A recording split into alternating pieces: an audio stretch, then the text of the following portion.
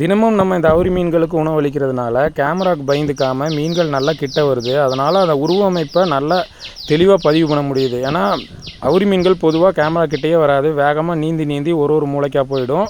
ஆனால் இப்போ சகஜமாக நீந்துறதுனால தெளிவாக காணொளி பதிவு பண்ண முடியுது.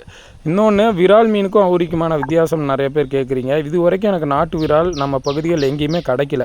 விரைவில் தேடி எங்கே இருக்கோ அதை நம்ம பிடிச்சு இல்லை வாங்கியோ ஒரு காணொளி கண்டிப்பாக இரண்டையும் ஒப்பிட்டு பதிவு பண்ணுறேன்.